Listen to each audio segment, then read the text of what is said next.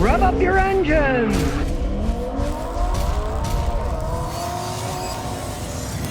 All right, a 21-year-old Impala. Now the guy got it free from Florida from a relative for nothing. So let's see, was it worth it? Or is it a mental money pit? Well, it does make odd noises. Now it did that in park, even in park, he'd rev it up, and he noticed when it did that, it shifted a lot worse.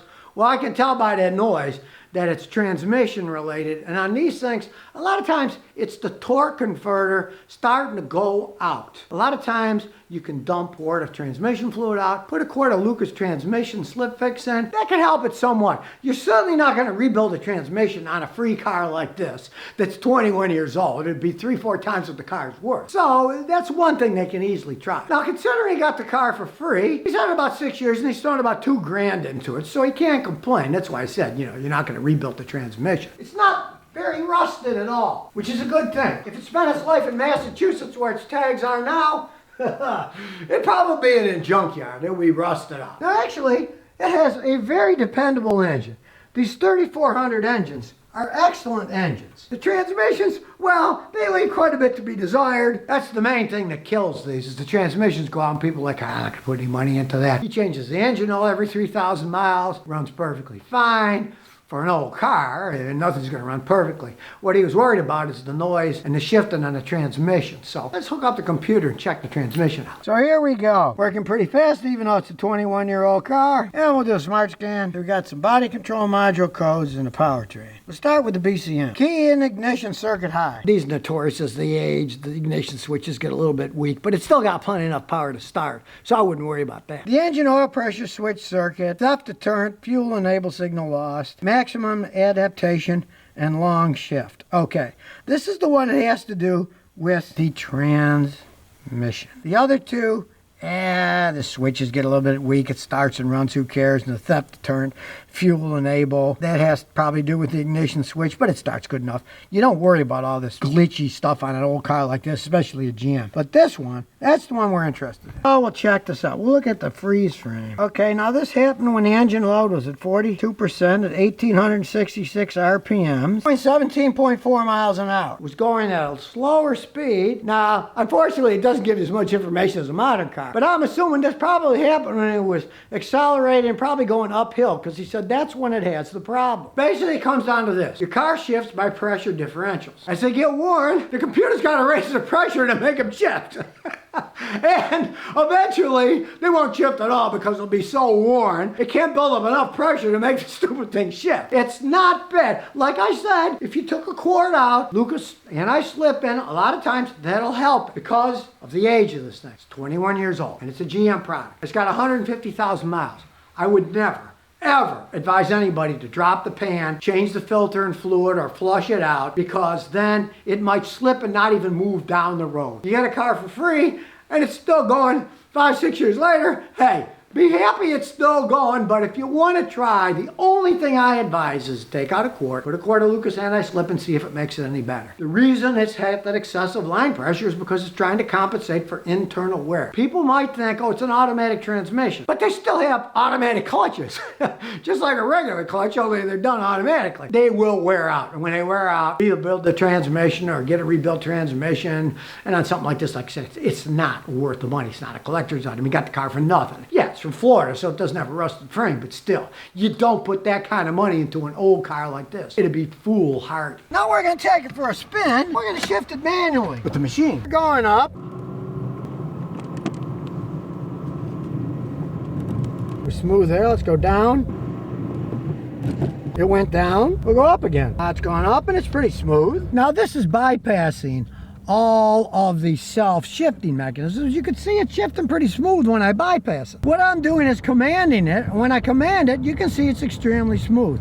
That bypasses everything. Now, I doubt if you want to be driving down the road, hooking this thing up and shifting it manually. It just shows that the system itself, the automated part, is worn. It will shift fine when you command it by yourself, but it's so worn that the computer's confused that when to shift up, when to shift down, and then at certain times it'll hesitate. See, now it's too low, so we'll go down.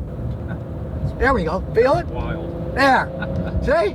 It did it okay when you do it mechanically. Now the owner told me it's been doing this for 8 or 10,000 miles. I said, hey, it's drivable. If he wants to try something, here's how I would drive it if it had any problems. You're in first gear, then when you in a shift, put it in second gear. When you're in a shift, put it in third gear. And when you went in fourth gear, put it in drive. I was basically doing the same thing, except I was doing it electronically with my little machine to see how it goes. You can drive it that way. I have had customers with these GMs, and they drive them that way for 5 years. And they say, you know, she's pretty good that way. And if you're lazy, leave it in drive, right? If it starts acting up, then immediately shift it down into third or second gear, and then drive it that way. Then it won't be doing the hesitating that it was doing with the transmission going out. And since you're shifting it manually, hey, it should do a really good job shifting anyways, and you don't have to rebuild the transmission, which of course would be foolhardy in an old car like this that you got for nothing and have been driving for 5-6 years. It still runs good enough to go down the road and get you where you're going. I wouldn't trust it to go from here to California, no. It might go up going up the Rockies, because he said the worst problem is if you're accelerating uphill, and that's almost always transmission problems. In this case, we know it is. But it's the transmission building the line pressure up with the computer, because it wants to try to make it shift right, but it can't because it's too worn. But when you shift it with the gear shift lever, that's physical. You're physically changing it, so you don't have to worry about all the electronic crap. So we got an old Impala, 21 years old. It still runs good enough. You're definitely not going to be foolhardy to rebuild the transmission in it. If you want to shift it manually, it still might last for years. It's a knock-around car. You don't want to put a lot of money in it, but not burning oil. Runs good enough. The transmission, yeah, it's getting weak, but it's a good knock-around car. Somebody gives you one that's in this shape, hey, don't look a gift horse in the mouth. You got it for nothing, and it did come from Florida, so the bottom's not all rusted out. But, you know, I don't advise paying any kind of money for one of these cars. But if you can get one dirt cheap enough, and it still goes down the road, it can be a good beater car. Nothing to do with the Impala that I learned to drive on when I was a kid with a full-size V8. Other than it still has the Impala logo on it. Their water-based paint doesn't hold up all that well. But what the heck, it still goes down the road. Don't put a bunch of money in it. Tell you, oh, I can fix that for $500 or blah, blah, blah. They can't. It would need a total rebuild. But it goes good enough. It's a decent beater car. That's what this car's good for. You got it for free. He's had it for years. It still goes down the road. Why not? If it finally does go out, you junk the car. He tried changing the filter and fluid. It made absolutely no difference because it's just wearing out internally.